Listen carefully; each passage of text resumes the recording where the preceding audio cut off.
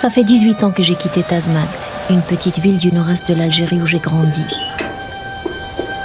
À l'âge de 19 ans, on m'a mariée à un homme qui m'a choisi à partir d'une photo. Il avait 2 fois mon âge et il habitait au Canada. Je reviens aujourd'hui dans cet univers où les femmes passent leur vie emprisonnées dans leur propre demeure. Ici, c'est discret, personne ne me voit. Je regarde en cachette. Dans ces villages, il est très tabou de remettre en question les traditions et la religion. Nous sommes des musulmans. Il faut savoir marier la modernité avec l'islam. La société kabyle voue un culte pathologique à la virginité de la femme. Elle est directement rattachée à ce que l'homme a de plus important, son honneur. Si je laisse ma femme aller au marché, tous les gens qui me respectent, ils me verraient autrement. Faible. Oui, faible. Les hommes, c'est des victimes de cette société, tout comme nous, les femmes. Ils ne sont pas cloîtrés à la maison, mais ils sont cloîtrés dans la société. Je reviens là où tout a commencé, pour exorciser ma souffrance, mais aussi et surtout pour témoigner de la difficulté d'être femme au royaume des hommes.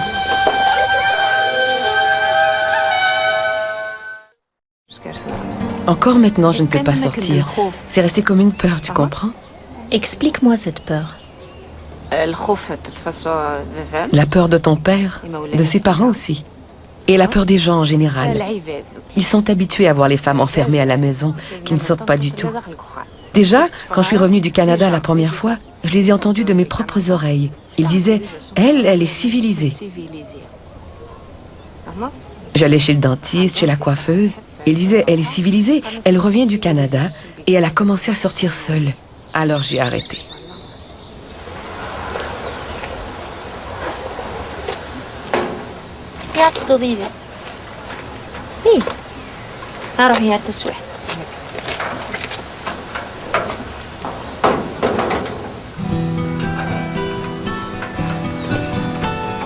Je connais la peur de ma mère. Cette même peur m'est restée collée à la peau. Je ressens encore aujourd'hui cette insupportable sensation de claustrophobie née de l'enfermement. Elle me guette et revient souvent hanter chaque recoin de ma solitude. Avec elle, la rage et la révolte d'un passé étouffant et injuste. J'ai dû prendre mon courage à 2 mains pour sortir seule dans les rues de Tazmalt et de Takerboust. Je reviens là où tout a commencé, pour exorciser ma souffrance, mais aussi et surtout pour témoigner de la difficulté d'être femme au royaume des hommes.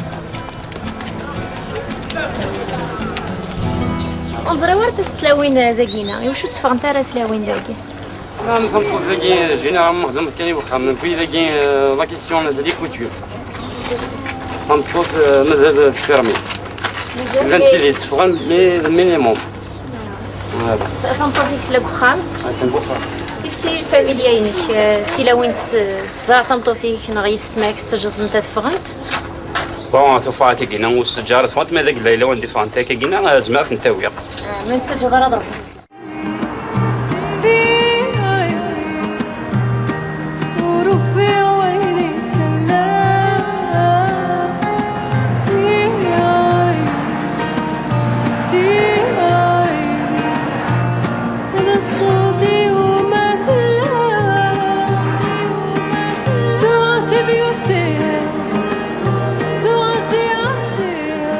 Rebonjour Marie-Christine Trottier. Bonjour Michel. C'est le voyage de Nadia. C'est cette musique qui ouvre le film documentaire. Très beau ça. Oui, c'est très beau et c'est très beau le pays où on nous emmène. Nadia Zouaoui nous emmène donc dans un pays splendide, en Algérie, mais particulièrement en Kabylie, qui est son pays natal. Et elle co-réalise ce film avec Carmen Garcia. Or donc, ça peut pas être beau longtemps, c'est les premières minutes en fait, les 2 premières minutes. Très vite, on plonge dans un genre de pénombre puisque on comprend très vite dans quel genre de voyage Nadia va nous emmener. Et en fait, la cinéaste veut faire découvrir au monde ces femmes et ces hommes qui vivent sous le poids d'une tradition vraiment insensée, encore aujourd'hui au 21e siècle. En tout cas, ça défie la modernité, ça c'est sûr. On pensait pas que ça existait à ce point-là, que les hommes empêchent les femmes de sortir de la maison, qu'elles aillent seules au marché, ça peut sembler anodin, mais imaginez dans la vie d'une femme ce que ça peut représenter. Et donc, voyage aux sources de cette souffrance, surtout féminine, en pays berbère, parce que là où depuis toujours les hommes et les garçons ils sont rois et maîtres, et le film le démontre très bien. Et Nadia, et on voit tout de suite, c'est très personnel comme film, elle parle au jeu, elle raconte tout ça, et elle donne la parole à toutes ces femmes et ces hommes aussi. Mais au départ, elle est très inspirée par le sort de sa propre mère, la première femme qu'elle rencontre dans le film. Et Femmes au royaume des hommes en pays berbère aujourd'hui en 2006. Hein, oui, c'est ça. C'est ça qui détonne là. C'est ça qui est très très étonnant. Et c'est très courageux de sa part parce que d'abord cette rencontre avec ses parents, ça a été énormément délicat et compliqué à organiser.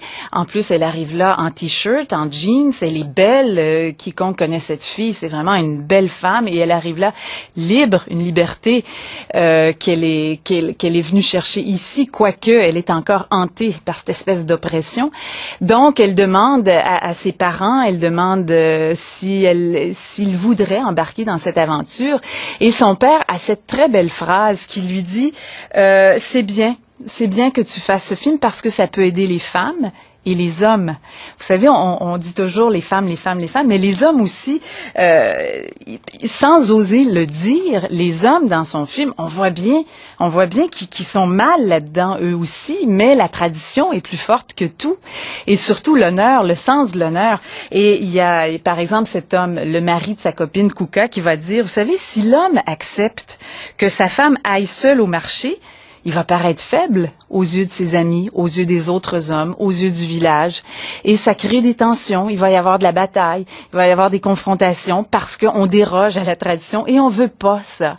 Alors donc, c'est incroyable parce que ça se perpétue de génération en génération et donc les récits, tous plus révoltants les uns que les autres, se succèdent. Elle va voir les dames plus vieilles aussi qui l'ont précédée de 2 générations et cette femme qui a le doigt cassé parce que son mari un jour a réagi parce qu'elle a voulu prendre 1 pouce, 2 pouces, sortir un peu de son balcon, aller voir d'autres gens au village, et ça, c'est inconcevable, inutile d'y penser. Et elle se promène donc dans les rues de Tazmat, et elle emmène même ses cousines au marché. Et bonjour les promeneuses effrontées, parce que lorsqu'elles reviennent, la mère les accueille comme ça. C'est un acte de courage et elles se font pratiquement harceler, elles se font intimider. On fait pas ces choses-là. Et donc, Nadia se pose constamment ces questions. Comment fait-on le deuil de ses rêves, de ses ambitions? Elle-même, elle part évidemment de sa propre histoire, mariée de force, de mariage obligé, comme toutes ces femmes, avec un inconnu, un homme qu'elle n'a vu que sur une photo. Elle est venue ici au Canada avec cet homme et ça lui a aussi demandé énormément de courage pour divorcer. Et là aussi, il y a des récits assez révoltants parce que ce sont surtout les hommes qui divorcent et selon le Coran, ils ont le droit de se marier 4 fois. Et c'est toujours Nadia qui, elle, avait peur de divorcer parce qu'elle avait peur que ça nuise à la réputation de son père, que ça rejaillisse sur son père. Donc, allez voir ce film, on en apprend des choses et on voit aussi ces jeunes femmes kabyles qui savent qu'elles devront se battre, qu'elles devront oser revendiquer plus d'équilibre et plus de justice entre les sexes. Mais c'est vraiment un film bouleversant, Michel. Les femmes, les jeunes et les plus vieux, vraiment, il y a tous ceux-là qui témoignent d'une dure réalité.